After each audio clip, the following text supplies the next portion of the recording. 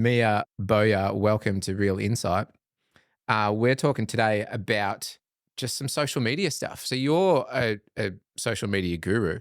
And as I do with a lot of my guests, I spend a bit of time just snooping their social media before they come on the show. So I've done a bit of that. Nice. And the one thing that I think inspires me and it inspired the conversation today was really the way that you've leveraged your marketing skills and social media to just live a life that you want to live, where you're doing all your own things. And I think that is very obvious. And that's what we want to unpack today. So, how did you get there to start with? How did you end up in this spot? Thank you so much for having me on. So, I've always been very passionate about living a life that's on my own terms. And I think because I did the main things in life, I went to university, I got the grades, I went to corporate, and I experienced what that was like early. Mm, And I could make up my own decision then. So I was only in corporate for maybe 18 months or something. And really? I just remember thinking, wow, everyone is so top of their game here. They're doing so much stuff. And I just never felt like I fully fit in. I always sort of saw myself as someone who was going to do other things. And my celebrity people who I looked up to were all Mother Teresa, Gandhi, these people that were doing amazing things for the earth. So yeah, when I was a little bit into corporate, I decided to move to India to work in the plastic waste and corruption trade. Really? Yeah, and we were launching different types of plastic, and the first fair trade plastic came out of that. So Andrew Almack, the founder of Plastics for Change, was running this program, and I was basically helping out with the marketing.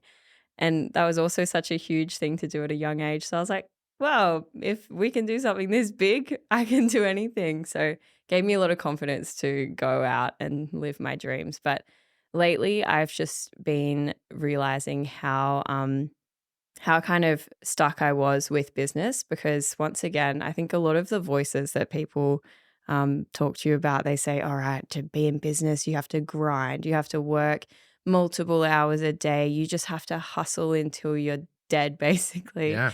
And when I was first starting my business, that was the voices that I was hearing. Whereas when I was living in India and when I was traveling, there was so much more focus on work is a tool that you can leverage to live this amazing life. So I was in this dichotomy of, okay, I know that this is possible. I've done it. I've sort of done the traveling and working, but I'm with this environment where people are saying, people a lot older than me as well saying, you have to hustle, you have to Mm, just keep working harder, you have to just be responsible, consistent, stay in one place. And that advice never worked for me, and it was only when I really tapped into that part of me that said, "I really want to live this life of fun and travel while also having my business," is when I started to automate it, learn more about AI, create systems, and then now I've got this awesome business in a backpack that I can take anywhere. I can go anywhere I like, and 80% of it is actually automated through AI now. So yeah, mm. it's really good. Because that's another thing that's very obvious with your social media profile is taking advantage of a work-life balance. I'm keen to Mm. understand, like, what does work-life balance look like for you? How do you know that's in check with the lifestyle that you live? So I'm not a very balanced person, so I'm a very extreme person. So I'm quite calm, but I live life in extremes. So if I'm traveling, I want to travel a lot. If I'm working, I'll work really hard. If I'm going out and socializing, I'll go to multiple events. So I don't really believe in balance. I believe in sort of creating a life that you just love. But in terms of work and balancing that, so I think it's important to realize that a lot of people still love work and it's not about just being like, screw work, it's time to just Yeah. not do anything. It's about having that as the thing that allows you to do all of these other things as well. So I see work. I firstly wanted three things. So I wanted a location free business. So I wanted it all to be online, which that's why I used a digital skill to build it. I didn't want a brick and mortar store. I didn't want anything like that. I wanted location freedom.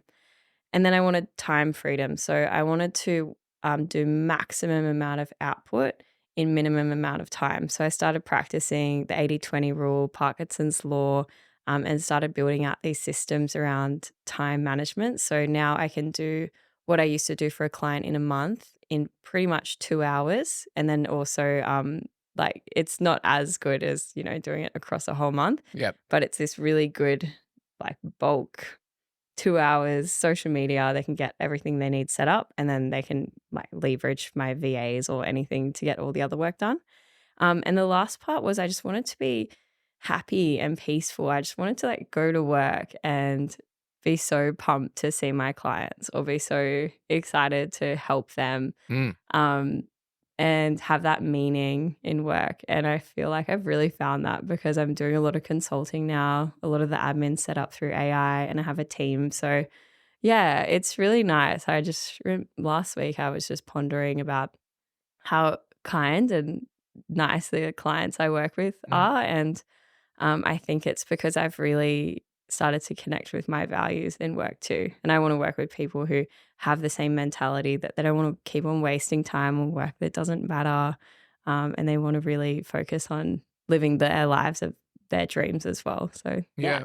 Because that's a theme that comes up consistently on this show. I find whenever people, we've had a couple of guests on recently, Katie Underwood, who was on a few weeks ago, and she made a point that was similar to what you were talking about before, where her point was, why is it that we still celebrate um, pure wealth or pure likes or pure followings as being success? Because often the people that are behind those results, they're on their third marriage, they're not speaking to their kids, they're seldom at home, they're all suffering from anxiety, but they're successful. Mm, Under what terminology? We're redefining success as being the pursuit of being able to live the life that you want mm, and to underpin that with a degree of income that allows you to do that. It should be that simple. mm. But we're struggling, I think, to come to that realization. We keep on getting dragged down that rabbit hole of more likes, more money, bigger houses, more cars, Yeah. that sort of stuff. Well, you can have so much with doing it a smarter way. I think there's a bit of people are attached to this idea that, okay, you need to work yourself to the ground in order to be happy. But since I started to adopt AI and really embrace this new age of experience and learning to create a lifestyle business, is when I did my best work. I was super creative. I had all of these great ideas. I was that feeling when you're so full of life after you come back from a holiday. I have that constantly. I'm always on holidays. I'm always full of life. I've always got these ideas. And then leveraging all of these trends that are happening in the world right now. So, lifestyle businesses are a huge one. The second one is AI. Mm. Third one is global workforces that are extremely cheap and super talented. And the fourth one is actually having a larger span to your business. So I have clients in Indonesia, I have clients in India, and they are just great to work with. And it keeps my job really interesting as well. And I get to go over there and work with them and learn what they're doing and take that knowledge back to Australia. I mean, even in India, it's one of the tech capitals of the Yeah. world. It's going to surpass China soon in the capacity it has to manufacture goods. So there's all these amazing trends that are happening, but the people that are still stuck on that, okay, you need to grind, you need to continue to work. That's going to be gone pretty soon. That mentality is slowly breaking, so slowly dying. Um, all these things are emerging, and it's like a golden goose at the moment, technology. If you start to get into it and if you start to really embrace it, your life just changes so Yeah. dramatically. Well, then let's talk about some of that. So One Earth Marketing is the Yeah. name of the business. We'll have links for all of this stuff in the comments and whatever below. But talk us through what you do. And I think so. Again, from my social media snooping, correct me if I'm wrong. It was like the COVID period was the catalyst for this to sort of come out. Yeah, this was the thing that Yeah. was your decision making Yeah. point. So walk us through that story. Thank you so much for, yeah, doing all the Doing all background. that, Yeah, you have it's to do a so little bit of nice. homework. Yeah, you have to. So, kind of like I said before, I never really fit into corporate. I mean, I was probably a personality hire. Like, I was friends with everyone, had a great time, but I just really struggled with the idea that things were done in such a slow way and took so long to do things. There was all this red tape when I could do something in a very short amount of time and create a little system around it. And it would just I wouldn't have to work a whole day. So I love the speed, and I think speed is such an incredible thing to tap into. So Particularly in today's market. yeah, so I it was middle of COVID. I started a business before I even had the business assets set up. It was profitable. Within 9 months, it hit six figures. And then I was like, why would I continue to work a job? This is kind of crazy. So it was all social media. So I was basically doing lead generation and content, and it was for ethical brands to start off with. And it was a really amazing time, having great projects, doing projects around the refugee crisis, around animals, disability. But I didn't have that happiness lifestyle. It was so heavy on the work side. I was working such long hours.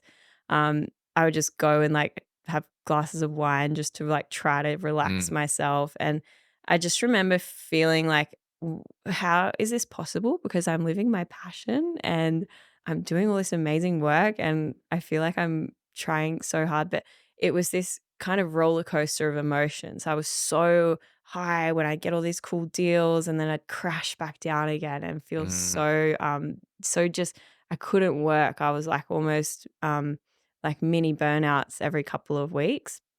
So this whole nervous system irregulation, which I know it to be now, comes a lot from not having each of those parts of life really catered to. So my work was good, but my health and my happiness and actually how my style of work too, because I was listening to all these people that were like, this is good. You just keep grinding Yeah. and for the next 10 years, and then you sell your business and then you exit it.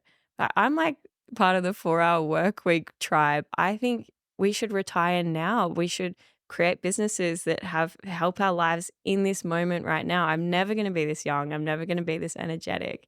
Why don't I make this now? So um, I ended up moving to Bali last year, and that was when it really started to kick into gear. I was like, I'm going to put my clients on a 2-hour model.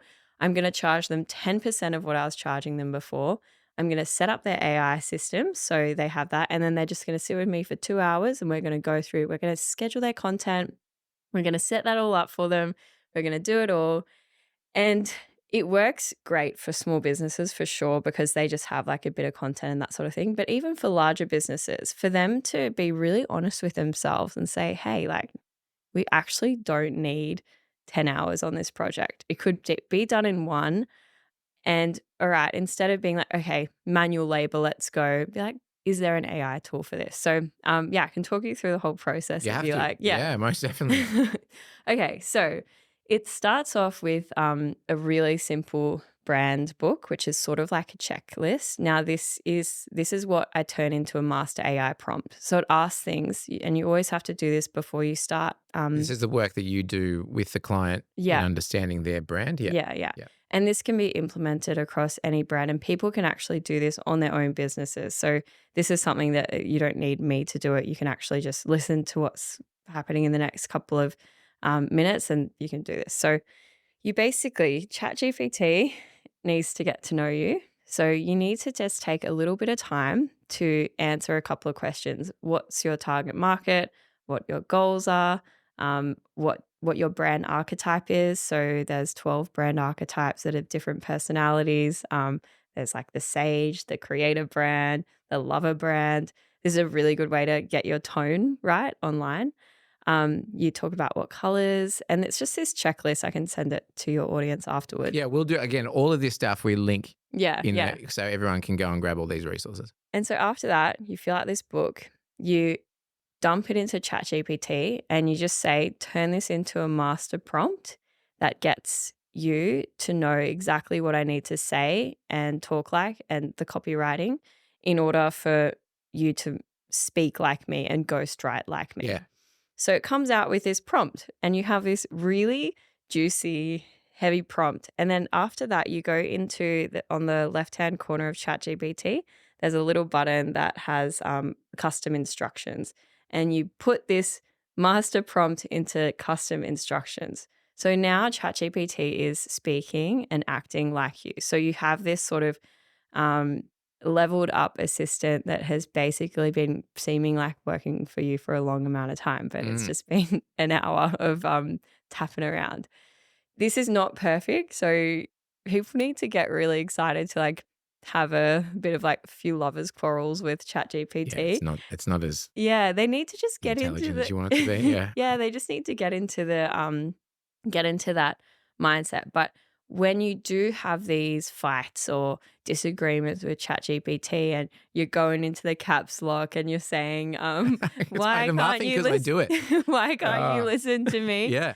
Don't go out of those chats. Like stay in those chats and then save those chats as something that you can come back to for that task again. So, you know how there's this messy section on the left-hand side? Yeah. That's your prompt library. They're so valuable. You've been I through used to that. always delete mine. So when I first started with ChatGPT, I've been using ChatGPT now probably since 3.5. Yeah. It's changed my whole life. It's changed the way that I work. It's changed a lot about me as a ADHD sufferer. It is probably the thing that I've needed for the past 30 years. Yeah. But I used to delete all my previous. I'm like, oh, we'll do this, and then Mm. because I just want to see a clean sidebar. But now I've got like 8 or 12 tabs that are just so dialed in. Awesome. This is great. Yeah. Yeah. So because I do a bit of writing outside of my 9 to 5, and as an editor, like as an assistant for me to write, because writing, you never want to finish a piece of work, just little things like that. The guys out here in our business, they use it to generate their scopes of work and their functionality briefs. We've basically made a rule where if there's something that AI can do, you should be banned from doing it now. I love that rule. You know, So you've got good. to be forced to use it. And again, it's not about finding a replacement for you or your creativity or your personal signature on things. It's about enhancing that and reducing the time it takes for you to get that stuff done. Yeah. So spot on. Yeah. And you know what? That side section, amazingly valuable, but it's actually quite messy. It's not very well organized. So if you as 'Cause a it's all chronological. It's like the last time you open a tab, it's your top tabs. I want to be able to sort this out in some yeah, way. Yeah. I really think that that will change and adapt in some point in time. But if you want to create a system around your new way of work, so like it is a new way of work. We cannot keep doing what we were doing before with this amazing opportunity on our laps. And people that are adopters of AI right now, it's like the crypto market when they're like, oh, should have bought crypto in 2016. And you're like, shut up to those people because they're so annoying.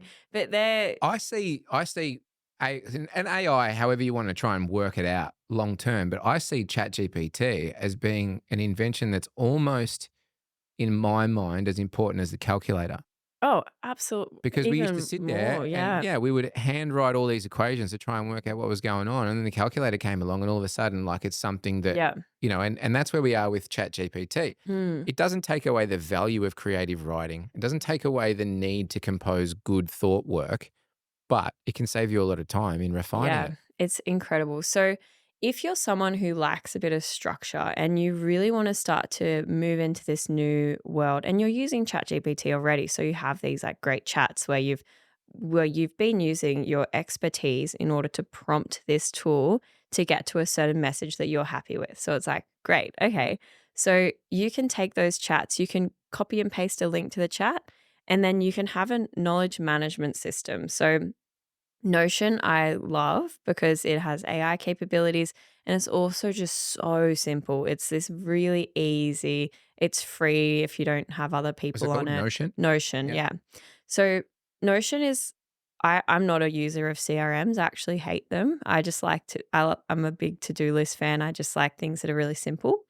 So Notion, you can start to build out a few workspaces. So the first one can be my writing. The second one can be my proposals. The third one can be my reports.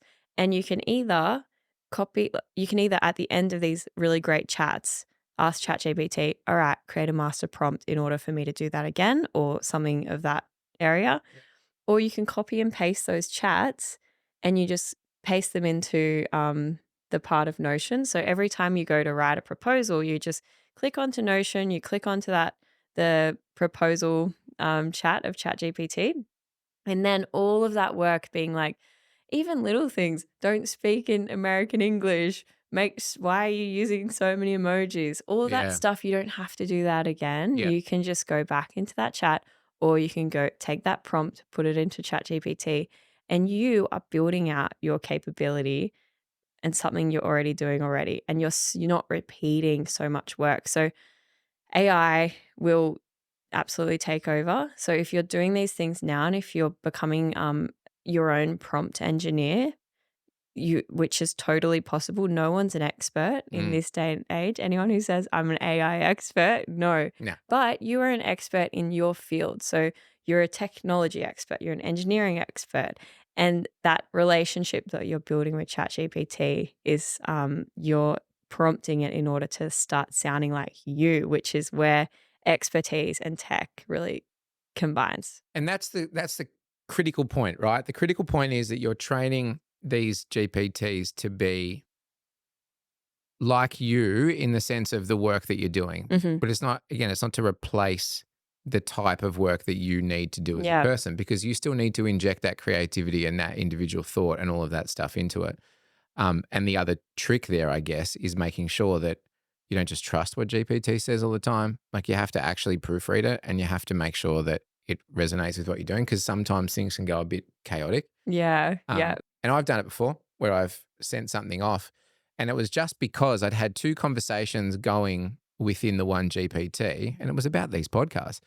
And I get it to put together the blurbs for us, Mm. but it referenced like someone else that was on from the week before, not knowing that I'm actually talking about, now we've stopped that episode and now we're talking about a new episode. Yeah. So it's just those little things, like you say, that you have to make sure that you're not relying on it too much without being aware. So good to know. There's Mm. so many times if you think about you're looking on LinkedIn and you're looking through people's content, some people are posting cool stories, some people are posting educational, and then you see that really long caption with that's like 10 top tips of workplace wellness, and it's so long, and then it has like 5 emoji points with long descriptions. And it's the And just first. adjectives on top of adjectives on top of Yeah. adjectives. It's like, no, people don't talk that way. And it's the first thing that comes out. So someone has just gone to ChatGPT and said, write me a blog about work, write me a post about workplace wellness. This whole thing has come out. They've copied and pasted it. People are going to be so conscious of that, and they're going to start to zone out to your content. So having these really, really simple systems where you've already had your lover's quarrel with ChatGPT, you've done the hard work, save that chat, and then go back to it. So every time you're like, I'm writing a LinkedIn post now, time to go back to the chat. Yeah. So that's sort of the setting up your tone, which is really important. Your tone, your brand, your expertise, and then slowly you'll start to build out what people call a prompt library, and these are super valuable. This is what's super valuable in this new age, is having your own prompt library. And as many prompts as you have after you've finished, always creating your own prompt. And when you're like, hey, like I really like how ChatGPT wrote this thing, now say create a prompt around it, and you build this out, and it's such a huge asset. So Mm. yeah, so that's the first part, setting the tone. So Yeah. So we've got ChatGPT, and sort of the general, generative text-based AIs. But then we talk about things like taking that information and then getting that into the hands of people. So in one hand, we've created the content. Now we've got to disseminate it. So what other tools can we use to get that content, now that we've manufactured it, out into the hands of the people that need to read it? yeah.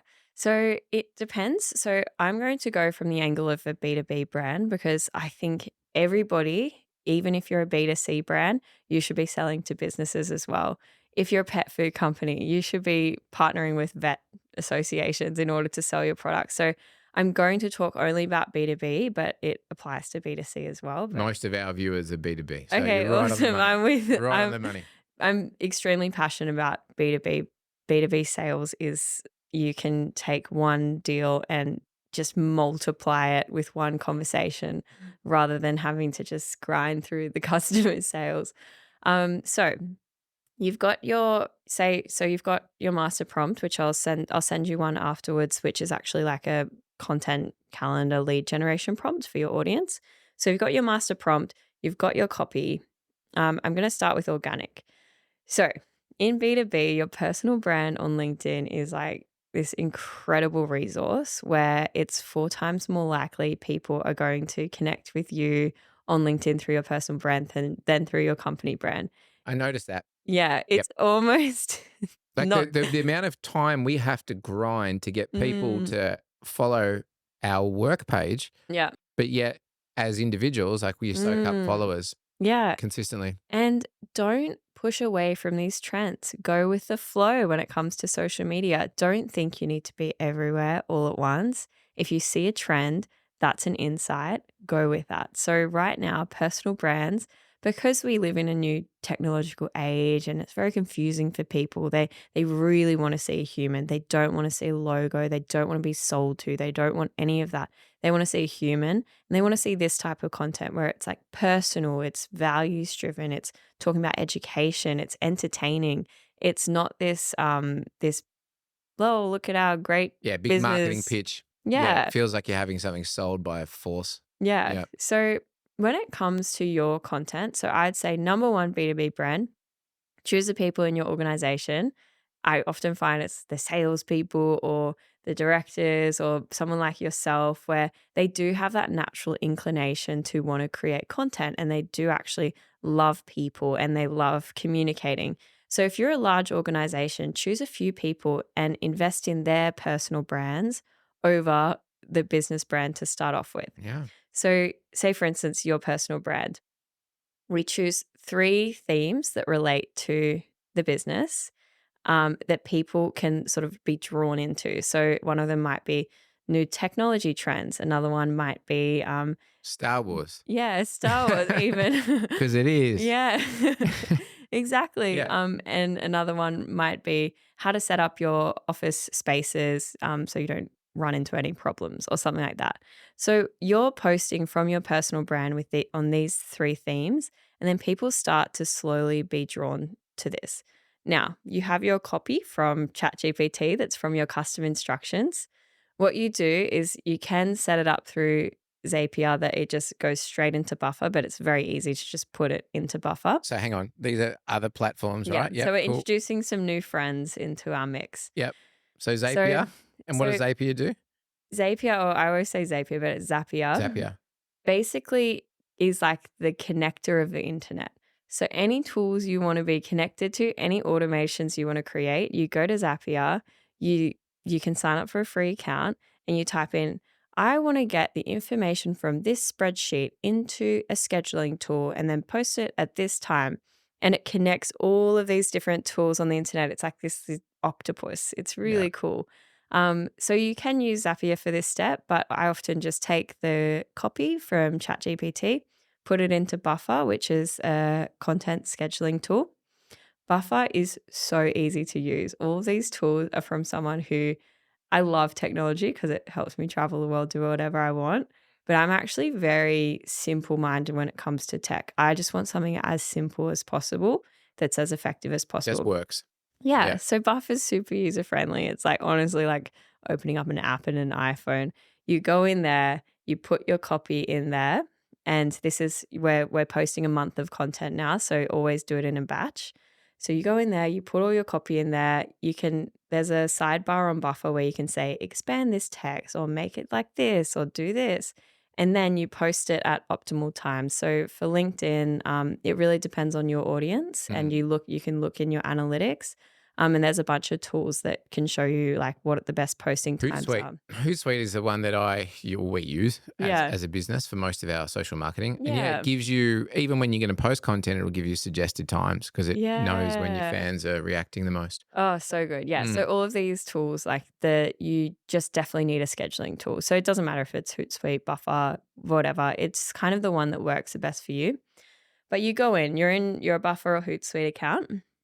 You put in all of your copy into there, and you have to keep your copy in themes. So keeping it in interesting themes is such a game changer. So Star Wars might be a really interesting theme and people start to really know you for that.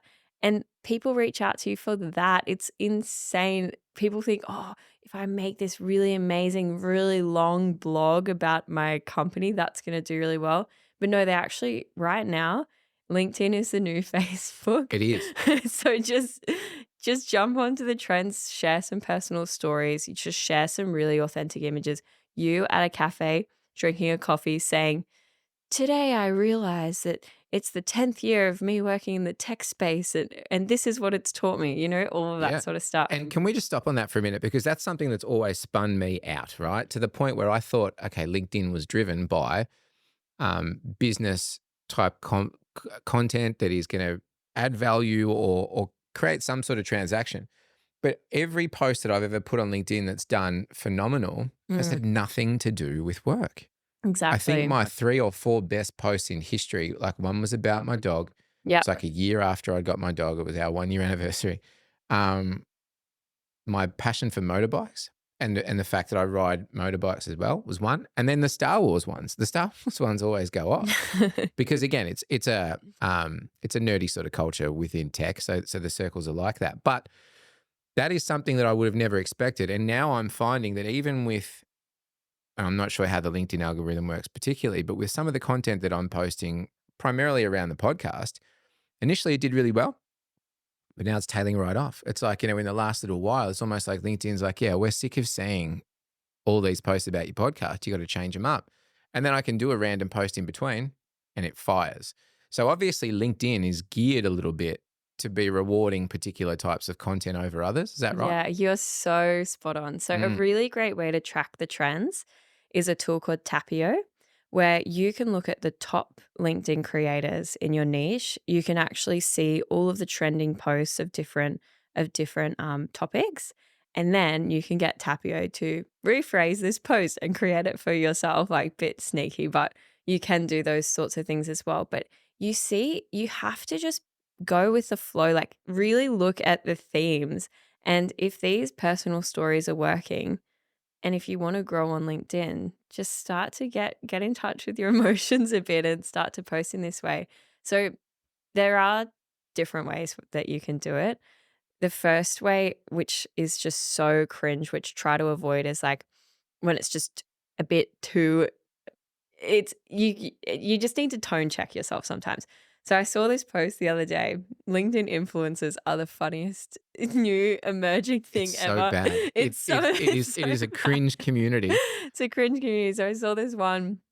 Um, I proposed to my wife the other day, and here's what it taught me about B2B sales. You just don't want to do that. You want to make it so natural. So the thoughts that you have every day, like you might be driving through a traffic light and just be thinking about something, or you might be on a plane, or you might be hanging out with your work friends, and they're all real moments. So you don't need to manufacture these moments. They're actually with you all the time.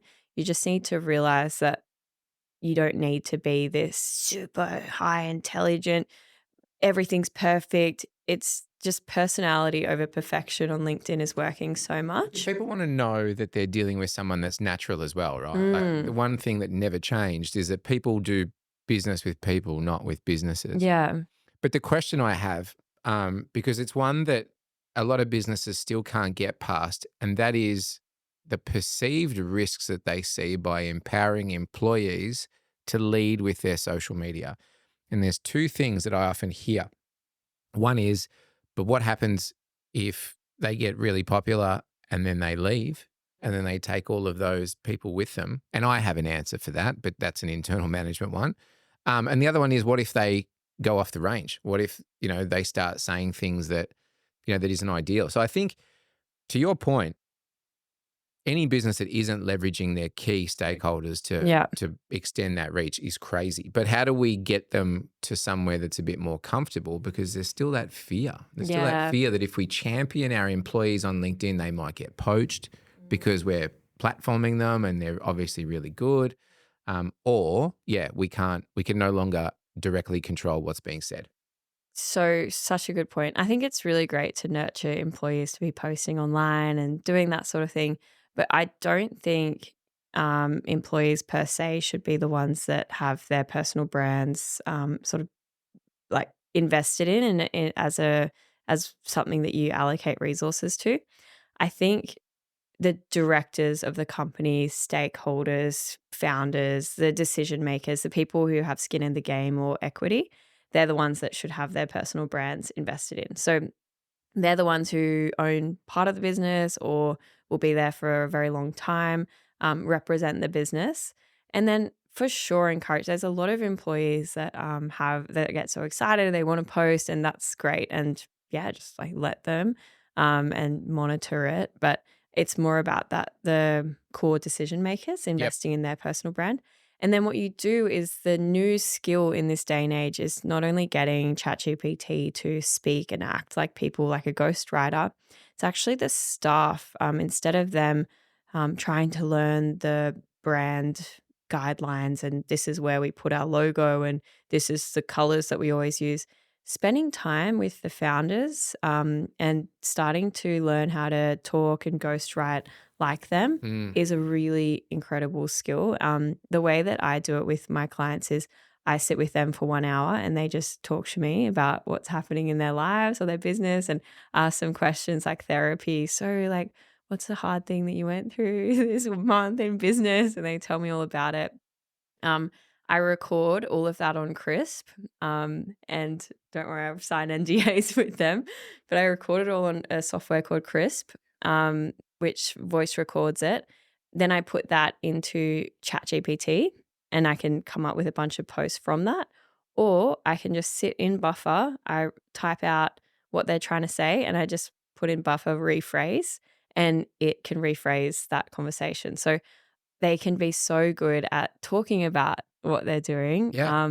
and it's And so you're really just taking their natural personality taking and their natural voice, yeah, yeah, so yeah. I'm not trying to guess, I'm not trying to and this was a huge problem, this was another inefficiency that I really wanted to squash when I started to get into this, like 80/20 lifestyle business. Um, Having a lifestyle business has made me see all the inefficiencies in marketing and want to squash them. So, this huge inefficiency in social media in particular was the breakage of here's what the brand or founder wants, here's the marketing person. They can't read each other's minds. They'll have a 30-minute onboarding meeting or they'll have 1 hour of meetings, talk about what they want to do. Marketing person goes off and creates something that they think they might like. Founder is like, no, that's so bad. I want to post about pancakes, not muffins. Marketing person goes and recreates it, and then it goes around in this circle until the marketing person finally gets it right. But they've done the task 4 or 5 times sometimes. So, such an easy way to do that is sit with the person, tell them, ask them, especially personal brand, ask them, all right, about Star Wars? Who in your office reminds you of a Star Wars character and what do they bring? Mm. And then you type it away, then they're talking about it. It's this really like to and fro conversation. And this is the fastest way I've come across in order to ghostwrite. Because even if I've been in marketing for 10 years, I can't read people's minds. Yeah. So, Yeah. like Yeah. I get it wrong because not because I'm a horrible marketer, but because everyone is so different. And this is probably one of the most difficult things is being able to find that level of communication where it both works and you know what they want to say and they know what you want to say. And this one-to-one thing is gold for that. Yeah. Do you see, and I do see this, I'll open by saying I do see this very specifically. Do you see that social marketing or marketing within a social framework, so we're talking about building social profiles and things of the business versus marketing the business in a traditional sense, are they one and the same or are they different? Personally, I see them as very different yet complementary to each other. But what I see as being part of the issue is that the marketing people that have been marketing for 20 or 30 years in a traditional sense and now the ones that are sometimes driving the social media strategy, but they're not necessarily aware that the games are different. Like the end result is similar, but the strategies for both of these games is completely different. Do you agree with that? Yeah. The first thing that comes to mind, and I think I also have ADHD, so I go with what's interesting and new Follow and the dopamine. fresh. Yeah. So I see all these trends. I'm like, wow, personal brands, they're blowing up. Personalized content, it's blowing up. And then I see the prehistoric ways that brands are marketing themselves, where they're trying to look so good. They're trying to post a white paper. They're like, we've got a lead magnet. What is it? A 30-page ebook. And it's just it's such a dinosaur way of doing stuff. So I almost think if you're going to be posting boring content, don't bother. Honestly, just don't even bother. Just just like leave the LinkedIn on last post 6 months ago. Yeah.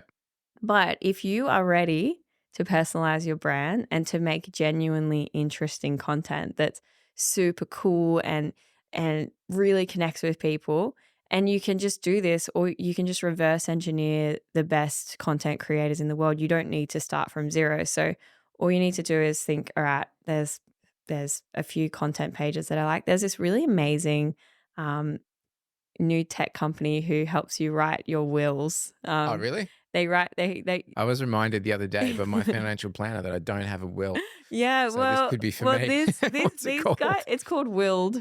Willed. Yeah, anyway, shout Easy. out them. I don't even use them, but I do. they they basically have such good content. So they've taken this really sensitive, very, taboo topic that no one ever speaks about.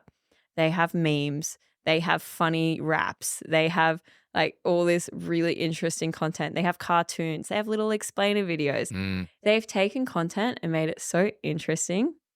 And for my client, she was like, I really like this page. Really represents me. I literally just recreated the whole thing in about an hour. And she's in a completely different industry. So Mm. it's not like this company invented memes. It's not like they invented graphics. It's not like they invented videos. But if you really want to scale quickly without having to fumble around in the dark, just copy people Mm. in your own way. Yeah. That's what all music does. Well, That's all what all like everything. everything. Everything is Like copied. they're like, oh, but we have to be original. It's like, No, you don't. no, stop wasting time. Yeah, you don't have to be original because there's no one out there that's original anymore. Like we've gone past that. What I can't stand on LinkedIn, I want to get Yeah. your opinion on this, is engagement farms. Because I understand that bots, you can't actually use bots, traditional bots on LinkedIn, but there are paid engagement farms. And I see this result and I see it. There's a couple of LinkedIn communities in Australia that, you can tell everyone's sort of part of this same promo. It's so horrible to see sometimes because you see someone post a video and it's of something completely irrelevant. It's like an excavator digging a hole in the ground that's backfilling with water, right? And we're trying to like, oh, keep digging and the walls keep falling in on me. And it's someone that I know, like I know who you are. And there's like 550 replies and they're like, great message, important story, powerful message, really critical. Like, you Oh, know what I mean? And yeah. you read through the replies and you're like, not one of these replies actually relates to what that post said. It's just engagement. Um, can we stop doing that? Can we stop paying people to Yes. Yeah. respond to our comments so it looks like we've got engagement? This is such a good point. Yeah. So, LinkedIn, I just want to throw a few statistics out there. LinkedIn is one of the best organic platforms for B2B. So, if you post once a week, you'll be in the top 1% of LinkedIn because it's not a saturated platform. Mm. And it's one of the few platforms that notifies you when your friend is commenting on something. Or so the comment section is basically, you should be thinking of it like your posts as well, because your comments on the right profiles can get multiple likes. You can be commenting on Simon Sinek's post, do a really funny comment. You can post a meme as a comment. You can post photos. You can do so much in the comment But section. engaging with other people's content Yeah, that is engaging with yeah, others. yeah. And it's such a organic relationship driven platform that anything that's like, this post was done by AI, this was an engagement farm, this was a bot, people hate it. It's just, it's not Instagram. You can get away with it because it's just like, I it's see it. very, There's one that appears all the time where it's, and this is another thing that really shits me. because LinkedIn is a predominantly male dominated platform, right? It's most of the guys that are on there are men. But then you see people post, there's one that comes up all the time, and it's like a woman playing the piano, but she's wearing like a negligee and she's sitting in like a really seductive position and playing the piano. And it's getting like engagement like crazy. But you're like, "Well, that's just farming. That's Yeah. just farming. There's nothing there at all for it." And I hate it with a passion, to the point I get on those. I actually start to negatively comment on some of them, which I know I shouldn't, but I just can't stand it. Because you're taking advantage of engagement, sending a crap message to everyone else that wants to actually engage in some content that's valid. Um, and you're just contributing to like stupidness. Well, you are exactly how you're feeling is how people feel about these cheap ways of engagement. Mm. And so for you to be different, there are ways where you can automate a lot of comments. So um sometimes I do automate comments, Sorry, but stricken not all my last comment from the no, record. no, I'm no, not I'm no. not having a go at you. But not in an engagement farm like Naked Lady on a Piano style. I actually, so I used a tool called Phantom Buster where I set up little phantoms. So when something good happens or when there's something going on, so you can set up automations just to say congratulations when people have something or happy birthday or those And types of that's things. valuable. Yeah, and that's mainly in messages, sometimes in comments or so that is a way to sort of automate some of those like admin style of things. But when you actually really look into how powerful comments are, where you can post on someone that has 2 million followers and you can post a really great comment, get 2,000 likes and get 200 followers after that. It's an amazing strategy to use. So it's one that, you I don't can think about that enough. yeah, well, you don't have to as well. So once you True. learn all Yeah, this, to once you automate have it all. your custom chat GPTs set up, once you have a marketing person who can ghostwrite in your voice, then you can start to use ChatGPT, the custom voice, in order to start commenting as well. You can have templates where you can create memes to comment. You can start to systemize these things as well. Because the thing is, if a founder, if they're not a social media person, then they won't want to be in the comment section. But if you like have a bit of a system around, okay, I'm going to research what I'm going to say here. I'm going to say if it's a post about circular economy or something, someone writes a post about it, you look into what's happening in the news, put it into ChatGPT custom instructions, create a good comment, put that in there, maybe even with a photo. Like it's really builds that out. Is there a preference on whether you should be posting text, photo, video? Does that Mm. have an up or down either way, or is it a bit of both? What's The the best way? thing the thing that I'm realizing that is absolutely outperforming everything in terms of a post is someone just normal every day. They're sitting in their lounge room in their track pants, just hanging out with their dog, really authentic with a personal story. That LinkedIn algorithm is obsessed with that. In terms of comments, funny comments are awesome. Just really out of left field, funny comments. Like there's this amazing LinkedIn creator called Luke Matthews who just does this really well. He just posts outlandish things. And because everyone's so serious on LinkedIn and they're so up themselves, and then he'll just say something like robots are gonna like everyone's gonna date robots in the future. Like, why does it matter? And he'll just say all these hilarious things and they really stick with you because if you can be slightly different in a world of like black and white or grays and you can be colorful, then you absolutely should because um if you're funny in a comment section and that might just be a meme or it might just be a silly comment or you might just be like, oh, it reminds me of this movie. People love that because it's so new on LinkedIn. Yeah, It's it so is new for very, people to very be dry out there. yeah, it's so new for people to have personality. So yeah, personality is power on the internet right now, specifically with LinkedIn. Yeah. If we're talking about someone's personal profile, Yeah. what are the key things that you need to do to instantiate your profile? Like I still go on to people's profiles and they've got, like no background. It's just that standard gray thing behind there or their photo. You can barely see their face in their photo. Yeah. What are some of the key things of a really good LinkedIn profile?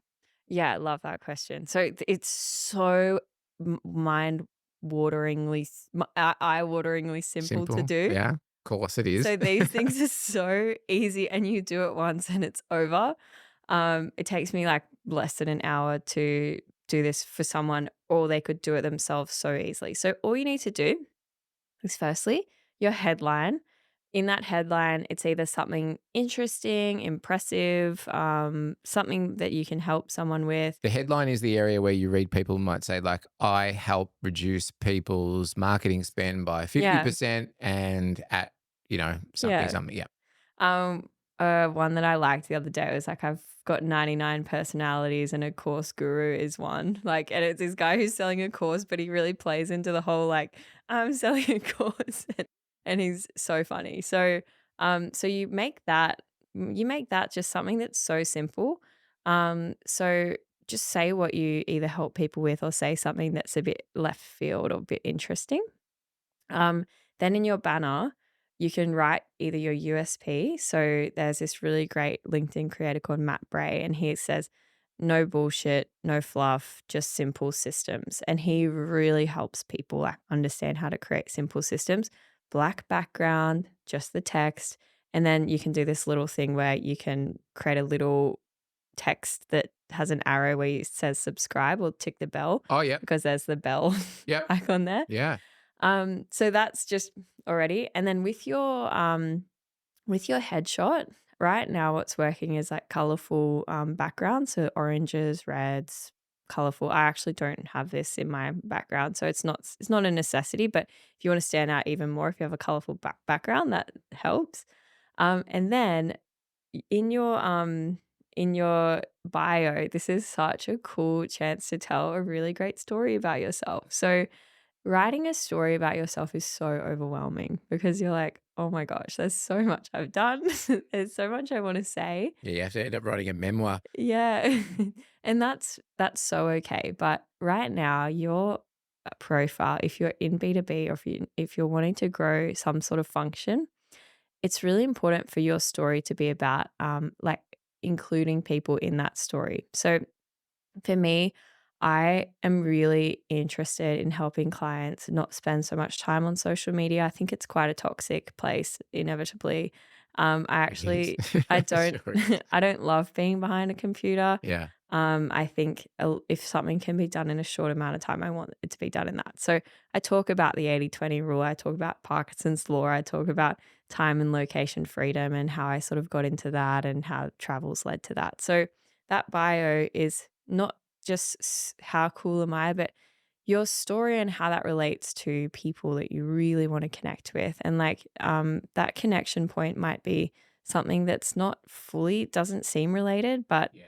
people do feel connected in a way. So like the Star Wars Star thing, Wars stuff. people like love Star Wars in the tech industry. Well, So go forward. and I'm a Star Wars it lover. does. It becomes like in here, we do May the 4th every year. We have a big celebration. Yeah. We bring cake and we put those posts up, and they are the number one charting post that we ever do. Yeah. Now, none of our fans, or none of our customers, I should say, necessarily care about the Star Wars element of what we do. But to your point, you're understanding that behind the brand is people, and they're good people, and they're passionate people, and they've got similar interests to me. That's what makes me want to shop with you, not all the stuff that's in the marketing flyer. A great way, a really good way. Wait, I'll just say one more thing that's super important.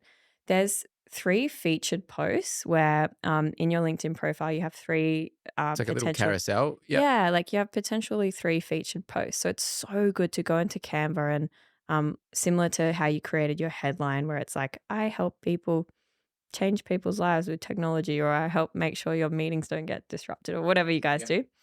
Then in those 3 featured posts, it's sort of like your funnel or your landing page. So the first one, it needs to be really focusing on its very soft touch offer. So for instance, I could do something like, here is 2,000 prompts that I use to automate my system. So they just get something. Yeah. It's nothing crazy. Then it could be join my newsletter. And then it could be sign up for a one-to-one call.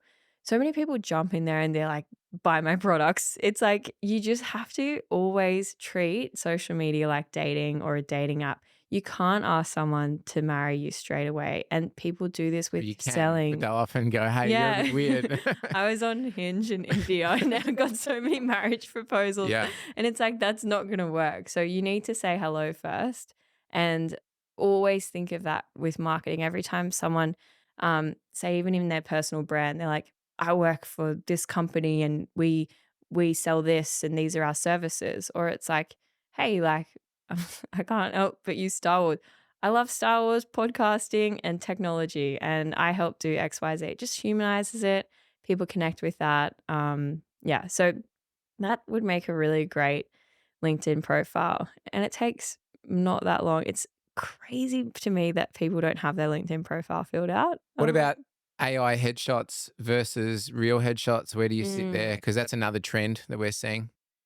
I'm not a huge fan of AI headshots. I'm a massive fan of Mid-Journey and AI art. I mean, there's some really beautiful things that are coming out, but it's similar to like the first prompt on ChatGPT versus the last one. So people are like, make me a AI photo of someone at an airport, and it's this really weird cartoon. It just looks really bad. But you can prompt these beautiful photos out of it. It can be like have a tiger that's like running through a field with Yeah. butterflies floating off its back, and you can create this amazing art. So there's so much that you can do with it. But AI imagery is a learned skill. It's not something that you can just pop out and create. So I'd say for the people that are just getting started in LinkedIn, just keep it natural. And then if you really want to start to be a mid-journey wizard, do like a 30-minute course, 1 hour course. Find actually what you need to say, because often if you say, all right, I want this camera angle, I want this style, I want to be sort of moody and grungy, almost dystopian. And the more you can prompt that, the more you learn how to prompt it, the better that content becomes. And some of it turns out just so nice. Yeah. But a decent headshot's important, right? Like people that do, there's some people that have got the worst headshots on LinkedIn Mm, to the point where I think I saw where there was, well, not from this business, from my last business.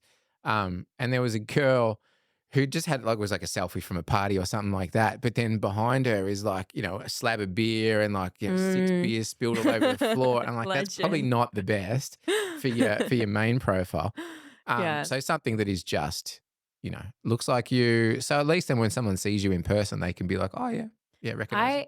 I get it. I know that some people hate social media, but just the same way that you put on a shirt and you go to work and you don't forget to wear pants, you need to fill out your LinkedIn profile. You can't have like a pixelated photo, you can't have no background. It's actually if It's like you're your resume. yeah, if you're a serious business person and your LinkedIn is just so bad and you're always saying to yourself repeatedly, "Oh, I don't like that sort of stuff. I'm not into that." Just have some pride and just put in an hour into doing it, because you can do such simple things. All you need to do is take a selfie with a like clear light and then put that into Canva, remove background, put a black background behind it or something. These really simple things, you can edit it a bit and put that in. And it's not rocket science at all, but it's so important. It's like it's honestly more people see your LinkedIn profile than see you in real life. So you really, really And I don't accept resumes anymore. Like now I want to see someone's LinkedIn because I view that as being yeah. the effort that you're prepared to put into maintaining, where your career's up to. And there's almost like this, I'm cool, I don't care about social media. Like I'm undercover. And it's like, no, people are looking at that and they're judging you. Yeah, what have you got to hide? Yeah, why can't I? And that's another thing too. The first, like if I'm on a conference call with someone, potential clients, and I see their names in the Teams chat, Oh, the stalk first them. thing I'm doing, it's the first thing I'm doing because I want Yeah. to understand that person and I know that I can do that. Now, particularly for someone senior, if I've got a senior person on the call and I jump in, I can't find them on LinkedIn, that's weird for me because to your point, I'm like, well, you should be standing behind your business. Like you are a key stakeholder in your business. You should be voicing for that. And if you're not, why? Like, what are you worried about? There is, and I've Often, a lot of my clients are, they didn't grow up with technology. So I have a lot of, venture capitalists, bankers, people that are quite nervous and that's Mm, the first time they've ever done anything in social media. And I do understand because if I was in that situation, I just spent my whole working life not doing anything about it. And then now it's almost like deer in the headlights. You just don't really know how to get started. You just don't know what to do. Um, but it's almost like realizing that it's not cool anymore to not worry about social media. It's actually one of the pivotal. one of the most important tools, and you don't need to give away all of your personal details. You don't need to put your tax file number on social media or your birth certificate. You just need to make it look fresh, updated, and then you don't need to worry about it again. Yeah. Yeah. Yeah. But yeah, that's us. That's about us. Let's round it out. Um, Give us a couple of really basic tips that anyone can go away today and do in 30 minutes to improve their social media presence. Okay, so I just want to mention the tools that help you with this. Go. If you want to start posting trending content and you want to start reposting and repurposing other people's content, you can use Tapio and it does it all for you automatically. If you want to start automating some follower growth, start growing followers in your niche, and start messaging people with your offers or interesting things that you're doing, you can use Dripify. So that you can reach out to people that are really involved and potentially your target market. You can like people's posts, all these types of things. Mhm. If you want to start emailing people with your message, you can use Apollo, which has the largest database and also LinkedIn profiles. I think at the moment it's one of the largest verified databases. Yep. Um, and yeah, if you want to schedule your content and make sure that's all done in a systemized way, you can use Buffer or Hootsuite. And then finally, if you want to create a company video for yourself that takes a couple of minutes, you can use video. You can write a prompt to create a video about this. It'll create a really good video with a voiceover and all of the stock imagery and everything. Yep. So all this stuff, you can set up these tools in less than 15 minutes each. Make sure that you're communicating in a way that's really authentic, has the right tone, has really helpful things for people, and just make sure your real estate online is updated. Mm. And then social media isn't this pain, it isn't this worrying thing. I mean, I don't change the world in 2 hours with a client, but I just kind of do maintenance for them. I just make sure things are kind of just looking okay because it's not the social media part. It's all the procrastination, it's all the work for the sake of work, it's all the worry, concern, it's not sure what to do. If you just sit down, you just do it, you set these things up. Often you only need to set it up once and then, yeah, your life changes quite dramatically. Yeah. So then what if you're too lazy to do all this and people would much prefer to get in touch with you to do it all for them? In that case, how do we get in touch with you? Yes, you can find me on LinkedIn. It's Mia Bowyer, Bowyer, Hmm. or you can just search my business on Google, One Earth Marketing. But I would love to get in touch via LinkedIn. Or you can email me at mia@oneearthmarketing.com. And yeah, I'm so happy to just talk people through it as well. Like it's a very confusing world and I can understand that sometimes you just need someone to tell you, "Hey, like this is possible. It's not all hope is lost even if you haven't posted in 10 years." Um yeah, there's still a way to just sort of be just refreshed and ready to go for this wild wave of technology and AI that's taking over our planet right now. Mm. Well, you've cracked the code and you're doing a damn good job out there. So keep that up. Thanks for coming by. Thanks for Thank taking the you. time No, out. thank you so Appreciate it. much. Yeah, I Appreciate love you. what you do so much. Come on, Hank. Thank you. We'll do it again. Let's do it again in a little while. Good luck with the travels and whatever you've got next. Thanks for your info and we'll catch up soon. Thank you so much for having me. Thanks.